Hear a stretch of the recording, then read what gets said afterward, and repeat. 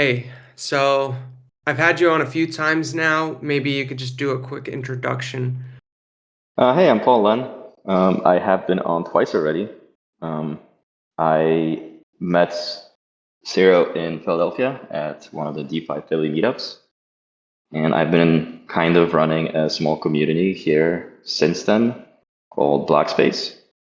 In addition, I don't want to call myself an OG, but definitely a 3-4 year veteran degen in the DeFi space that has recently made the jump to coding and dabbling with Web3 as a builder. So happy to be here. I haven't actually asked you about block space in a long time. So what happened? Can you tell us what it is and what your journey with that has been so far? Sure. So we crowdfunded a co-working space via NFTs a couple months ago, and we essentially just got a space within a bigger co-working space where we get together and have happy hours, talk about crypto, help people set up whatever it is to basically help people learn about crypto. Um, it's a small group of us; it's maybe a dozen, but in the last couple of months, we had 3 monthly events that were pretty much packed house. Like I don't think we could have fit any more people than we had. So that was nice. And it's really encouraging to see the community growing.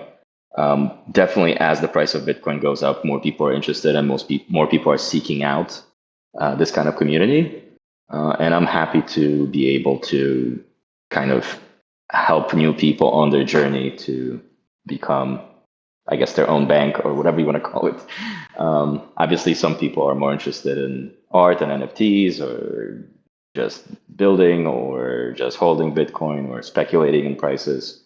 But I'm always really excited when new people come into the space and they want to learn about DeFi. What was the main motivation behind starting the space? I remember being in Philly and I worked from home personally. I really liked the idea. Unfortunately, like I moved and I will eventually go and see what you guys have been doing, but what drove you to taking the responsibility of starting a space? It's pretty difficult. Like there's a lot of logistics involved. Yeah, so I gotta be honest, it was mostly selfish. I like the consistency of getting together and talking about current events in crypto. Otherwise, it's really easy when it's a bear market and Bitcoin price is down to whatever it is, to just kind of lose interest, stop following people on Twitter, stop reading articles, stop researching. And then you miss out on some awesome airdrops, like some of the airdrops we had recently. Like I'm not super plugged into the Solana ecosystem, but like I'm kicking myself for not doing more and not paying attention because the writing is usually on the wall with those things. And the Pith and the June, what was the other one? The Jito airdrops like combined, even if you just had one Sol staked and or traded, that's like 15 grand, right?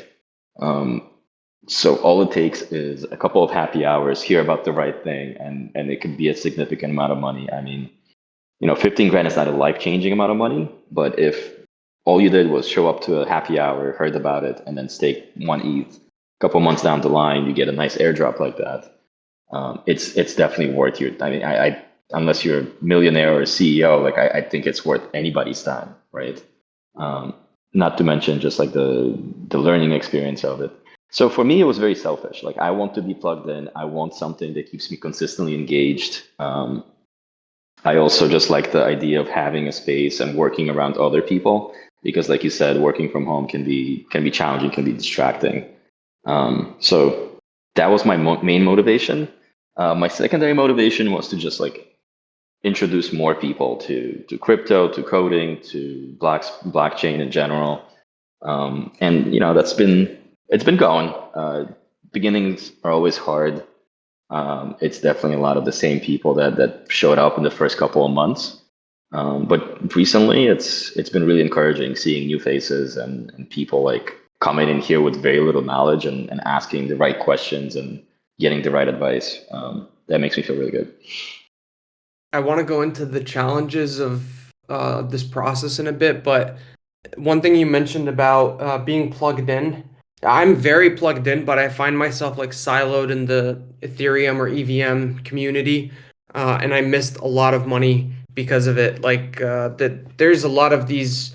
Sometimes I buy these like meme stocks or meme coins, and I've done pretty good on them last year. But I look at things on Solana. Like recently, there was another dog coin on Solana, and I've been seeing it for weeks.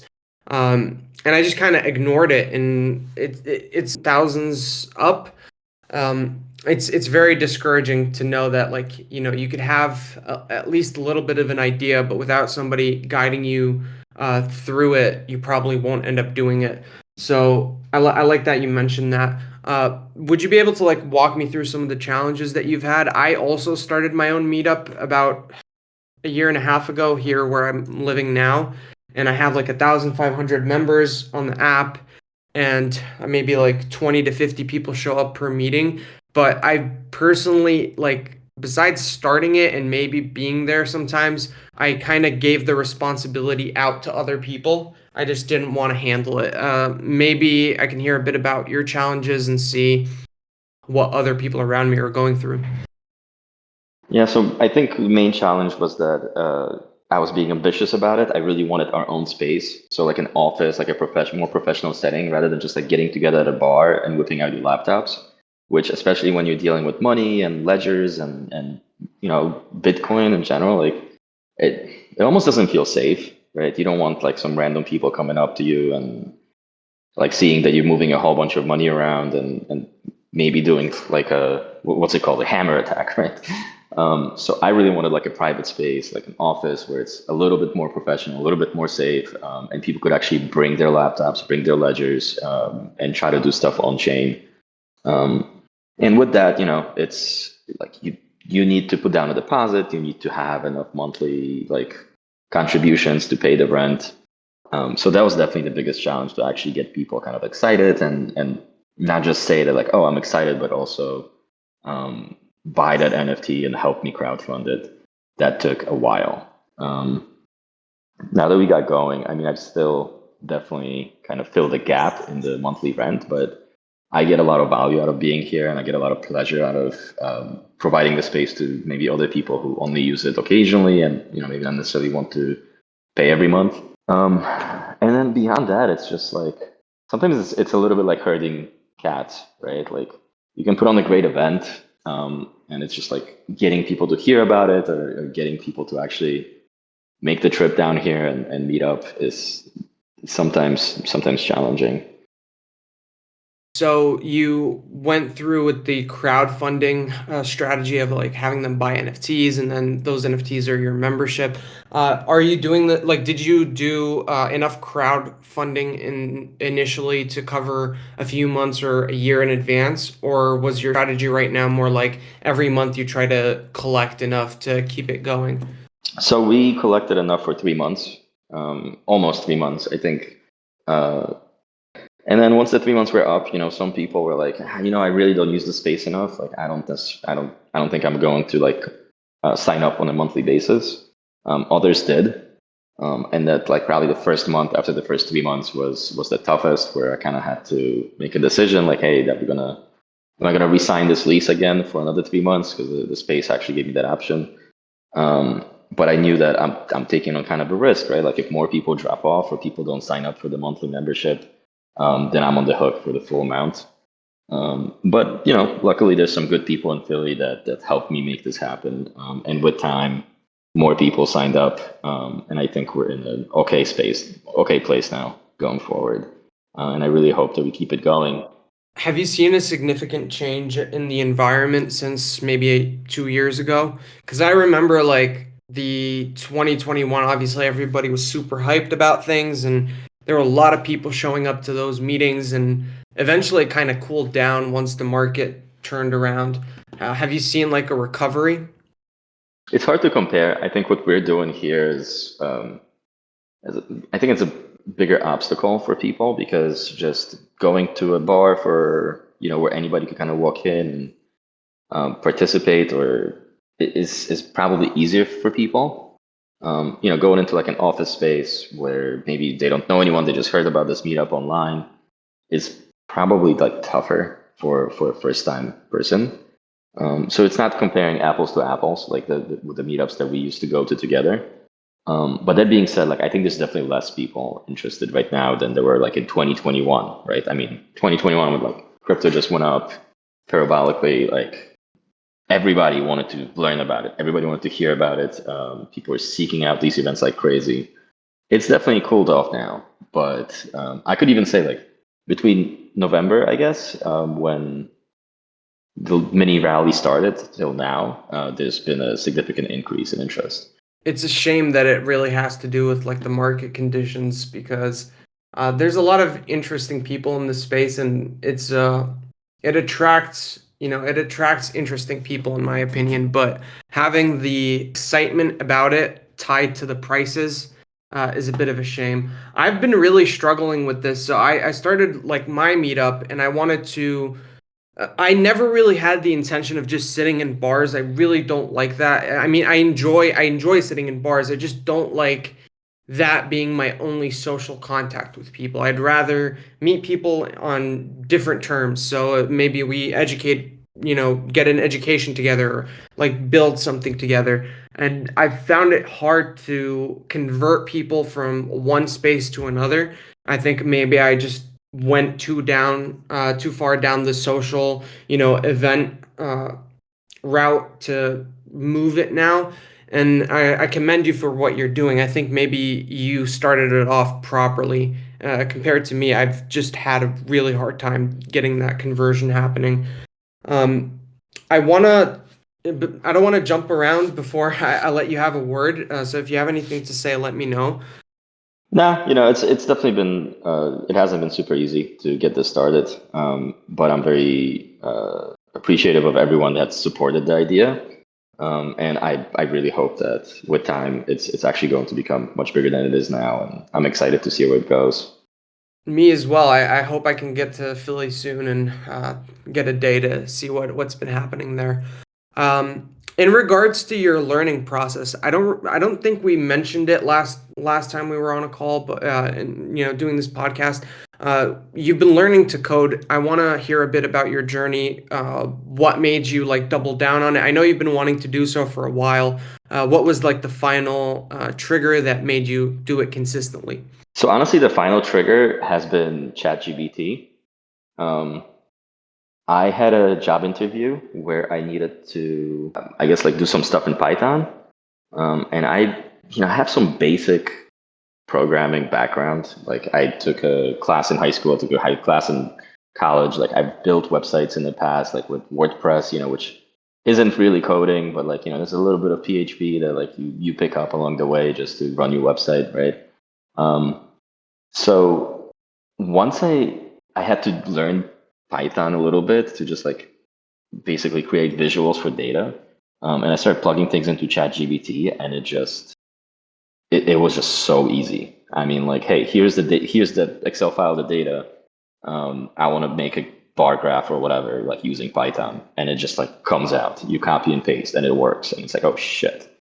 And then I started using Cursor, which is a really cool piece of software that has GBT built into basically a clone of VS Code. And so you can tag files, you can tag functions, and then ask direct questions to GBT. You can even like provide docs for whatever it is that you build, like whatever stack you're in. Um, and that really made it so that I can go into so at the time I had an existing app that like I had to basically spend a lot of money to build. We outsourced all the development because I was nowhere near ready to do that. But things started breaking in the app, and it wasn't bringing in enough money to really have like a developer on staff. So what happened was I needed to fix something in there, like my PayPal integration just stopped working, and so I couldn't get paid.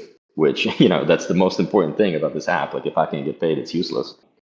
And I looked at the developers, and like again, to engage with someone, it's like minimum $2,000 just to get them to like review what the issue is and like provide an estimate, or maybe I'm exaggerating a little bit, but like all in, it would be probably 2 grand to fix this minor issue. Instead, what I did is I basically plugged in the error that I got and like the files that I thought were related to the error into ChatGPT, and like half an hour later, without knowing any Rails, honestly, never really looking at Rails code before in my life, like I fixed the issue, and it's been like deployed it live and it worked, and I'm like, wow, what else can I do? And then initially, like it was pretty bad initially, like where I would try to maybe build a new function or fix something else in a website where I didn't really know Rails at all. But I was just like copy and pasting error messages and like getting the code out of GPT and like putting in the what I thought were appropriate places. And that resulted in some really, really bad code, but code that worked. And like that was good enough for me at the time. Um, so it's just incredible what this thing can do, in my opinion. And as I get like more into it, I started to understand the code because like I'm copy and pasting, I'm obviously reading through it, like I'm changing certain things. And then I just started writing the code on my own. And like a lot of the times I'll just get help with syntax from GPT. I got a lot better at prompting it, right? Like using certain descriptive words like hey, I'm really concerned about security of this thing, like write this function to make it as secure as possible, or like maybe write this function with as little lines of code as possible. And then I would get into like, hey, should this be its own function, or is it okay that this function does two things? Like what parameters should I be passing? Like, is it okay to pass all these parameters, or should they be, pulled with a different method? Like it became like a learning experience in of itself. And then I saw my code getting better and better and me relying on GBT less and less until it got to the point where I was just kind of like relying on it for syntax. Like I would just write a really shitty function and I was like, hey, fix the syntax for me. And it would work. And that's kind of how I got into it. And, with repetition, like, yeah. A lot of people a, a lot of people think that, at least the people that have been programming for a while or doing this as a job, specifically like web developers, have a feeling that it's gonna, take them out of a job, like take their job away from them. This is the first time I've ever heard somebody saying that they actually got into coding like more seriously or professionally after they use GPT. So thanks for sharing that. I found it to be a really great tool. I struggle with it in a lot of ways. Maybe I have too much expectations for it. I would love for it to understand more context and to be able to do things more independently. Especially when I'm dealing with something that's very well documented, it seems to, it can do whatever I ask it to do. But whenever I work with something a lot more obscure, it's playing a guessing game, and then Have you ever used it Cursor? becomes a waste of Let me time just for me. stop you for a second. Um, what what do you think? I have not. So I Yes. have, So I used that so I initially. gotta, are you familiar And with in GitHub my, Copilot? humble opinion, I think Cursor is just like a lot more helpful. So here's what happened. I got a message, I got an email from GitHub and they gave me a lifetime Copilot subscription for free. Then they started adding in all of these plugins to VS Code. So now, for example, I have ChatGPT plugged into the VS Code, so I can actually just directly communicate with it. And it also has context around the entire directory. So Okay. let's say it does a lot of what Cursor does. And the only reason I haven't made the switch is because up until now, from what I've tested, it seems like GPT is caught, like what's it called? Copilot has caught up to Cursor. I think Cursor is a lot more attractive if you don't have all of these plugins already set up. There's a big reason for you to take the leap off of VS Code and into Cursor if you don't have the plugins and the subscriptions and all of that.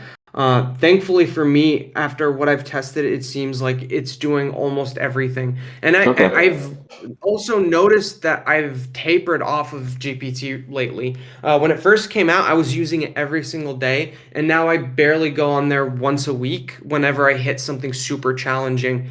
Um, I'm afraid it's gonna take away my edge. Like, if I start relying on it for too many things, I could just stop. Like, I could just unlearn how to code, if that makes sense. No, it definitely does make sense. I definitely, looking back at it now, when I initially started using it, I mean, the code it was producing was awful. I didn't necessarily know that, right? Because I didn't have much of a reference point. Um, like like my expectation was just like make it work. Like I want to build this function, like this whatever feature in my app. If you could make it work, I don't care what the code looks like. But that started to catch up with me with time. So like just all these useless use effects that in React that could have been completely avoided, but like it just became a mess. So I know what you mean. You have you have a great opportunity, by the way. So I started React before the hooks were really a thing. I think they were in development at that point. I was using it back when there was like classes and you had all of these like Yes, state effects. They're basically they're the same thing. They're just abstracted in the hooks. Now there's something called React Query yes. that does what use effect tries to do. Yeah, Have so you I've heard of it? actually, Have you so I tried it just out? recently kind of went through the docs and built a little app using TanStack, which uses React Query. And like that's where like ChatGPT kind of like, I think this is, I don't want to say like new because it probably isn't like a relatively new app, a new stack or whatever you want to call it. I don't know what it is. Um, but GBT was just getting lost. It kept using like the wrong docs. It was trying to give me the functions to use like 10 stack V3 or V4, but I was like using V5 and none of it was working. And so like I had to literally go read the docs, like watch a video on somebody like showing how this works, and then just like writing the code myself. And it took me a while to like get GBT to even like help with the syntax at that point. Like I really had to like learn it myself and like do it myself because every single time I would send it to GBT, I'm like, no, that's not it. That's wrong. And like I have to write it myself. So that's like, it's funny that you mentioned it because that's like the last 2 weeks probably. Like I've just did so much React query, like just learning and finding different ways to use it. Um, and also seems to be very popular with Web3, right? Like you can link a lot of the like blockchain queries with using TanStack, I believe. Like Scaffold ETH is mostly built on TanStack and like React Query, right? Yeah, and I think the reason I said it's a really good opportunity for you specifically is I find it really difficult now to get out of my like so I started React when it was classes and now it's hooks and now I'm like really I've been using the hooks for years professionally and it just feels difficult to do things differently. And I think because you've just gotten a lot more serious about it recently, you have the opportunity to like learn the right way of doing things and not get stuck in your ways. This is getting like super nerdy, but it's fine. I mean, I feel like most of the people listening are probably people I work with, and React is like a uh, very broken system at this point. And as much as you can rely on something else, it's probably better. You chose Rails and React for the app. Can we talk a bit about the application that you've been building? Sure. So I come from my first business was basically a relocation company in New York City, and I did that for 10 years. And like about year eight, I was getting pretty frustrated and bored of it. I felt like I was hitting a ceiling. It was difficult to scale. Like, I mean, I had 25 employees and like going from 25 to 100 like means really reorganizing and relying on other managers to manage the people correctly. Being in New York City, it's like very litigious. So like people are trying to sue you every step of the way. Like you have to make sure that all the forms with your employees are signed, all the contracts are done right. So even if you're busy and you just like need a couple guys to fill in, like you still have to make sure that you're doing all the legal things right. Otherwise, it could really come back to haunt you. And like I just didn't want to deal with that. So I built this app using basically outsourcing all the development work, which is a marketplace to connect moving companies with customers. That's like a little bit of a background. The app did okay. It still does. It still is being used. Like people do like it. I don't think the marketing was ever really up to like what it needed, so it never really took off. Um, but now I'm building kind of a new version of it, and I'm building it myself. I'm making it the way I want it to. I feel like some of the stuff where like I was coming up with the ideas and the user interface, but the developers were building it out, and me not having that much experience building apps in the first place, like the end product wasn't as great as it could have been. So now I'm trying to do it myself and build it like to the expectations that I had for it. So that's like a little bit of a background on what that app is. As I've been learning, React and React Query and all these other things, I've kind of built mini apps just to learn how these things work before I try to implement it in my kind of like live version of the app that I'm building. I've also done a hackathon recently, which was a really great learning experience. It really forced me to kind of finish like a blockchain project and not just say like, oh yeah, we have the smart contracts and like here's this like really crappy interface that you can actually like deposit some USDC and take it out. Like, oh, it's great. Like I've actually built like a front end that connects to the smart contract and deployed it on a test net. And it was really like rewarding to see something through. That being said, something still didn't work. So like, I don't know how great it was, but um, yeah, I guess that was a really long-winded way to answer your question, but the main app that I'm working on is this kind of moving marketplace. Cool. Have you tried anything like leak code? I've been grinding leak code for a while and it's been a very good experience. Are you familiar with it at all? You showed it to me. I haven't tried it. I feel like I'm still learning a lot on my own, and I think I really just like prefer to learn things out of necessity, if you will. So if something doesn't React hooks, and somebody told me about React Query and TanStack, and I'm like, oh, this would really solve a lot of these problems I'm having. So let me learn that. And then it's just thinking about it from a perspective of what I need my app to do, and like looking into those parts of the docs and like getting that to work. Um, just it feels more rewarding and like I don't know, more focused rather than just like I would definitely benefit from an overall uh, like lead code that you showed me, but it's just harder to sit down and be consistent about it, especially since this isn't like my primary job, right? Like I'm not getting paid to build my own app. Like it's more like the goal that I have forces me to learn things along the way, which I'm okay with. I've been a big prop I'm I tried to learn how to code like multiple times since I was a teenager and I failed every time. And what's really helped me is getting paid to learn on the job. I think it gives me this huge motivation of like, okay, I could probably do this and I'm also going to get paid if I do it. So let's put all this time into researching it and trying things and, testing and making sure it works. And I've lately noticed that there's a type of skill that I don't pick up, that I don't learn. People like Mike Gen, I think he's a common friend of ours. He went to university and he managed to learn this skill that I'm talking about, because it is a lot more of an academic and like deliberate type of experience, which is how do you structure your data? How do you process your data? Is it a useful skill? Like in 99% of jobs, it is definitely not useful at all.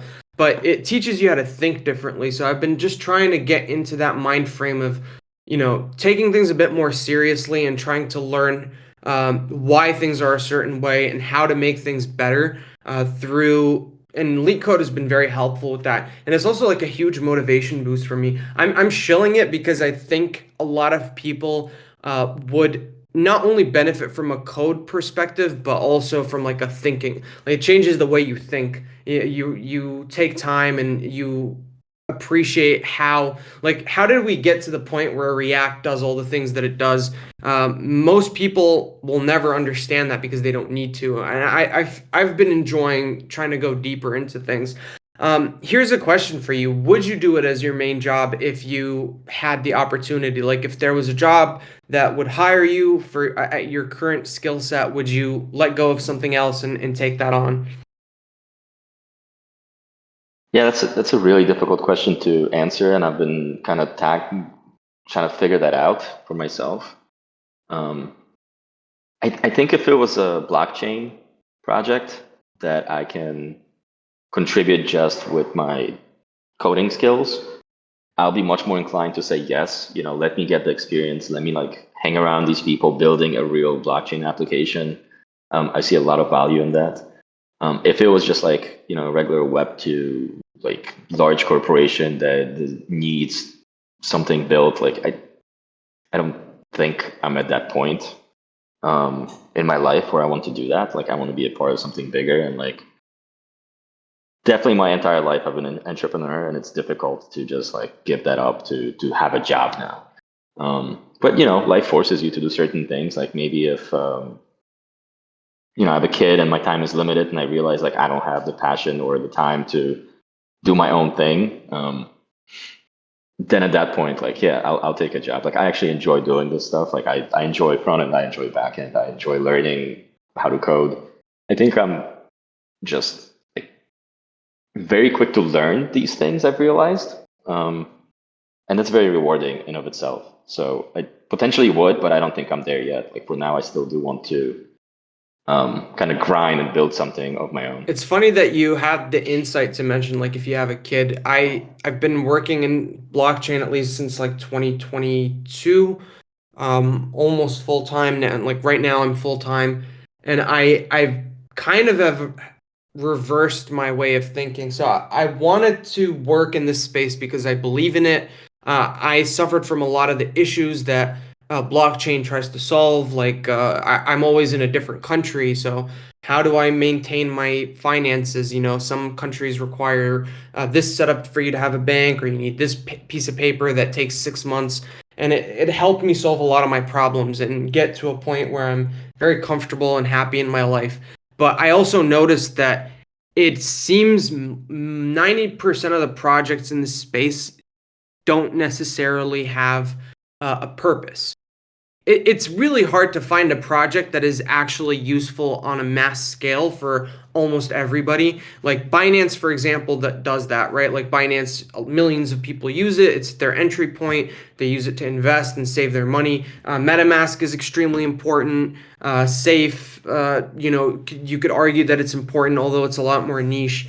But I found myself working on things that I don't feel are at the end of the day meaningful, and I've been really considering just taking a leap into these big Web2 corporations, maybe in a year or two if things don't work out. And I would say I'm an entrepreneur. I don't really like working for people. I like working for myself.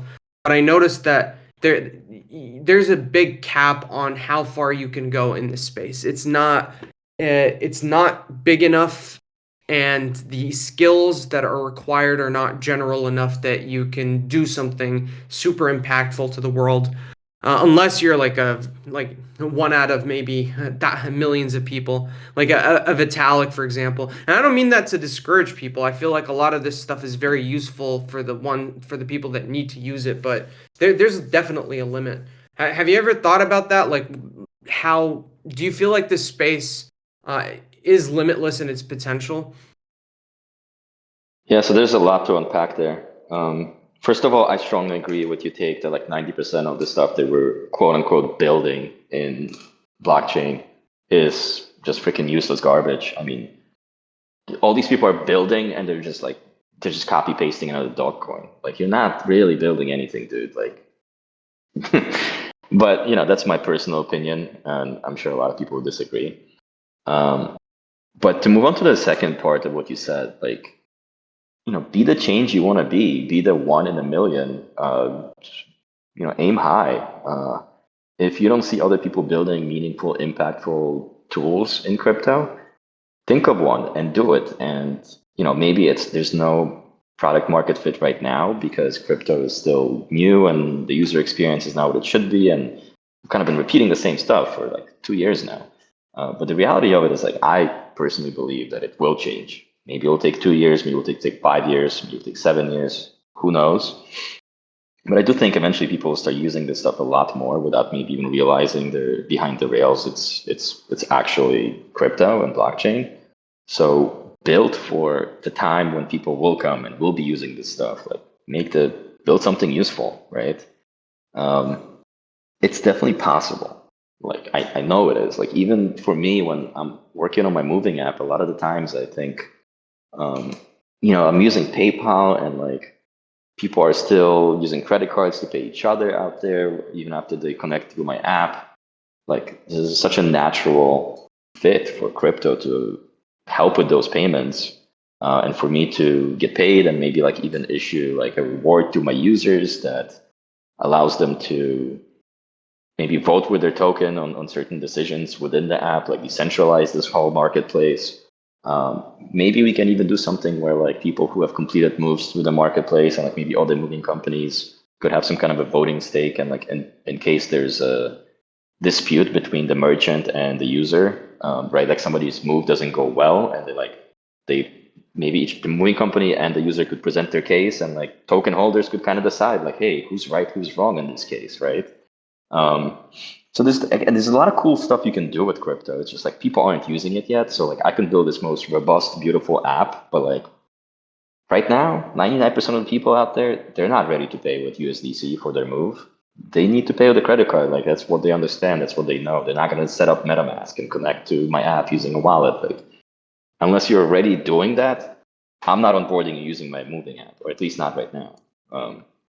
And you know, that ties in with the first part. Like people need to stop fucking building dog coins and build something useful. So like more and more people are like inclined to get a wallet and see the value that like this crypto stuff isn't just about speculating and getting rich and Lambos. It's also about like getting rid of the parasites in the financial system and creating something that is more fair, something they could participate in, something that could be decentralized.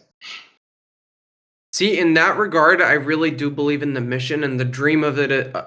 Cutting out I work with PayPal, and I've had a lot of issues with them, even in businesses that would, like just even a regular business. I was selling collectibles, like I was buying and selling collectibles for a while, and I have a lot of issues with it. It's horrible. They hold your money. People could just like do a chargeback.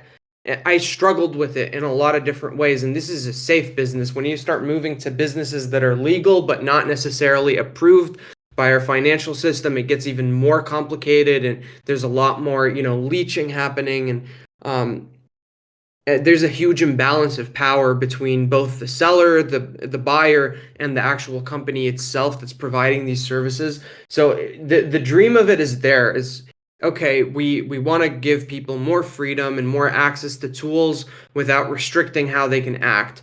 But then you run into some issues that I feel are quite critical, which is, do most people need that? You have, for example, most people are comfortable with Apple Pay, and they feel like this is, that's what they need. It works well for them, and that's the end of it. And I look at things like Google Maps. This is an example that I use that thing every single day, and it's such a critical point of my life. Like Maps, Google, or it doesn't matter if it's Apple. And this is an application that I think makes the world a lot better in general, right? It provides real value, it connects people, and it's super hard to replicate in the blockchain space. Like I feel like we're quite limited to the financial aspect of it. There's this one interesting use case of voting that I feel could be extended on. The voting space is very interesting for me because how do you ensure that a vote is genuine, or that the right amount of people voted? There's no duplication. It's a shame to see that this has not been really applied yet in this space. We have Snapshot and everything, but there's critical organizations like governments that I don't know if they would ever let that in. Have you ever thought about that? Yeah, I think about that all the time. I think blockchain is a great fit for government because you need, like, recently somebody told me that corruption is the lack of transparency in government. And that like really clicked for me. Like transparency is really like the opposite of corruption. And so if you want less corrupt government, i.e. better government, you should have more transparency. And I think just blockchain is a great way to do that. It's just like it goes against the interests of those in power, so it's going to be very difficult to get there. Um, but yeah, when you have like city of Philadelphia, right? It spends a certain amount of money on X, Y, and Z, but like I wouldn't even know where to go to look to like I think it's public record probably like how much money that Philadelphia spent on road repairs and like which companies it paid to and for which roads. Um, but like I wouldn't even know where to start like looking at this stuff and like what to make of it. Whereas if it's on the blockchain, like somebody could create an app where you can see this much money has was sent to this company for these blocks and like create a link to Google Maps for before and after and like let the citizens decide if that was a good use of the money or like which companies are doing well and like aren't like overcharging for their projects. Um, like I think it would be it's like a utopian view and it would be awesome. Um, I don't know how to get there. I don't have all the answers, but I'm with you 100%. There are people within our governments. I used to be really jaded on governments in general, but now that I had a kid recently and we went to the hospital and we did the birth for free in Europe, and there's been so much support from the government that I've lost a bit of that, hopelessness towards it. And I met people in Philadelphia, I won't name names, that are in the government that are trying to push this stuff forward, but there are a few key players that it's a monopoly of power. If you have this aspect of transparency, they might not have as much control and power as they used to.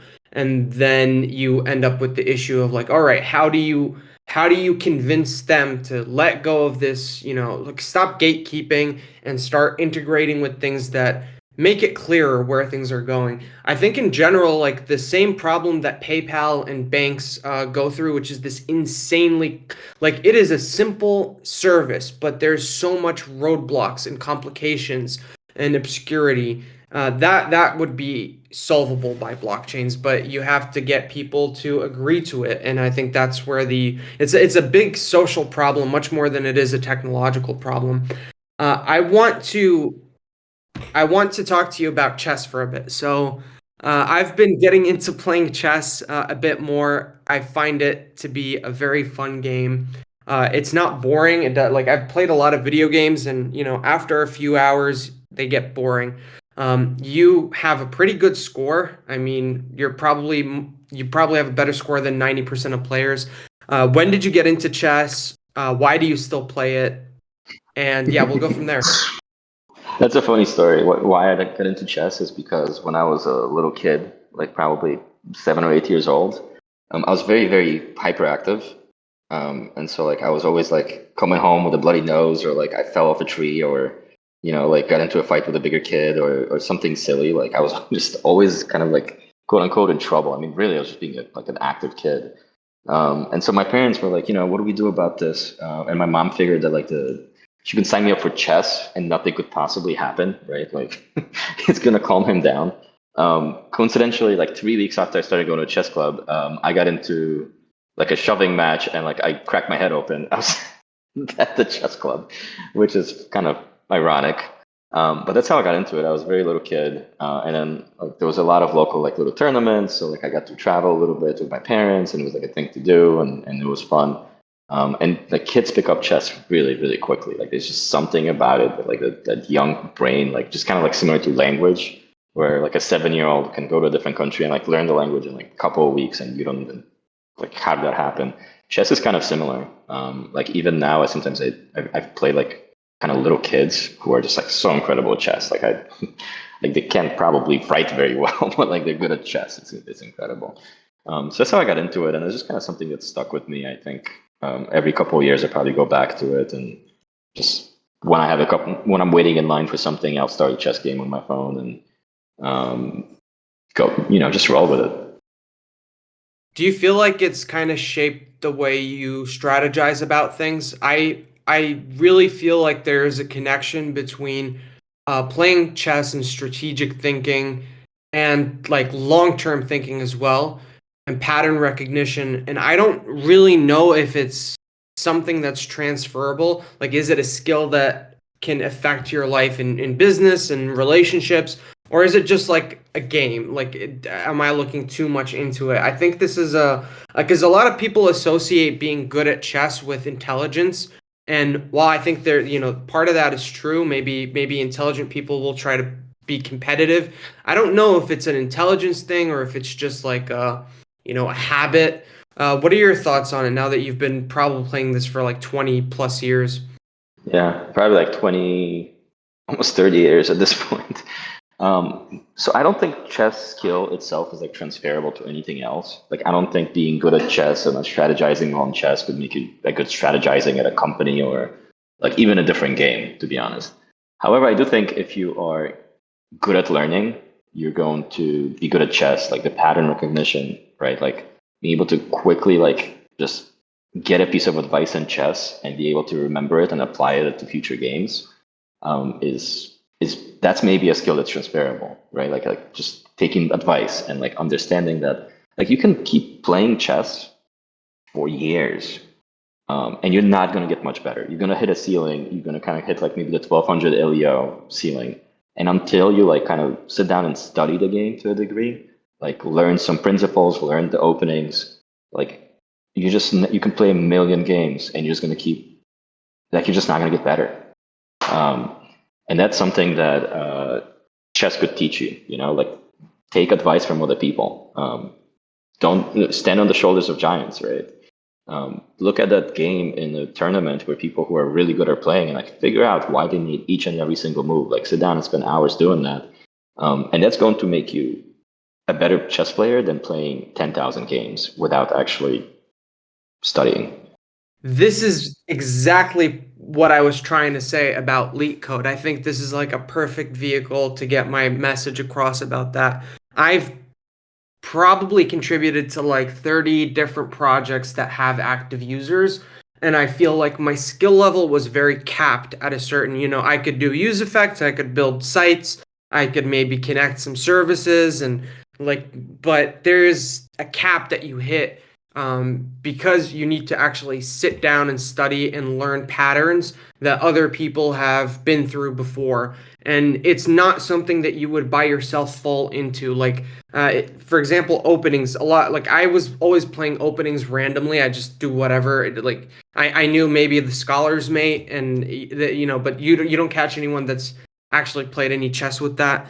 And I think until I sat down and like learned, the king's what was it King's Opening, where the Indian King and the four knights, or the London, and then I can start. I go from like a 400 to a 600, and I do maybe try to learn about how to finish a game. How to get a pawn to promote, and I think it's the same thing I was trying to explain earlier about leak code, is that these are patterns that I don't necessarily think you would just stumble your way into. You actually have to like sit down and like look at them and understand. People that are better than you, at least at a certain thing, have already done this, and they've put that knowledge out there so you can consume it and try to improve. So thanks for bringing that up. I hope I can convince at least one person to try some leak code as well. I mean, I'm going to try it, you know, sooner or later. I do see a lot of what you're saying. I had a really good programming teacher in high school. I signed up for this class, which was kind of random, but like I was interested in computers. I thought maybe that's what I want to do for a living at the time, and so I took this class, and he was really good. And like now that I'm like really learning how to code, like a lot of I still remember certain things that he told me, right? Like if you're writing the same line of code in two different places, like you're probably doing it wrong. Like just little things like that. That now that I'm getting good at this, I'm like, it's like connecting with me again. So yeah. I'm happy to hear that. I want to ask you about what's in the future for you. What are you planning? And yeah, well, where do you see yourself going in the next year? You know, I'm a crazy person. I don't know where I'm going. I don't know what's going to happen. I have a kind of a plan for the next 9 months for my app. I'm going to keep working on that. You know, working on block space on the side, working on some maybe hackathons on the side. I do still have, uh, you know, a lot of crypto that I do, a lot of like side projects. So it's just like there's been a lot, and I'm just trying not to think about it too much, not to worry too much. Live my life one day at a time, get the most out of it, get good experiences, meet new people, and most importantly, just keep learning. You know, I'm just hoping that one day it will all come together into something great that I could put on the world and make it a better place. I hear that. I will probably, yeah, I'm definitely gonna see you in Denver, so I'm looking forward to that. Are you gonna be hacking there? Oh, awesome. Yeah, so we're kind of talking about doing a hackathon project. We don't have like anything that we picked yet. So I think they're supposed to announce the categories and stuff in the next week or two. Um, and once they do that, I think we're going to sit down and try to figure it out. I'll be there Wednesday to Sunday, and if you're also planning to hack, like I'm more than happy to do something remotely, like the week leading up to it, and then meet up in person. Yeah, let's see what happens. I got my ticket. I got my where I'm staying, and I'm really looking forward to this event because last time I went, I just literally didn't have a plan, and I only managed to get into a few side events. At least this time, I because I was, I was in a. I do things like whenever something is interesting to me, I just kind of jump into it without a plan. And I've been getting a bit better at planning. So I'm really excited to see what this one holds. Anyway, thank you so much for being here. I'm gonna probably, do another one with you next year, and we'll see what happens until then. Awesome. Yeah, I'm glad we're doing this. I'm glad there's a record of what's happening in my brain. Like you ask good questions, thought-provoking questions. So I really appreciate being on, and let's talk soon. And I'll see you in Denver. See you then. Thank you.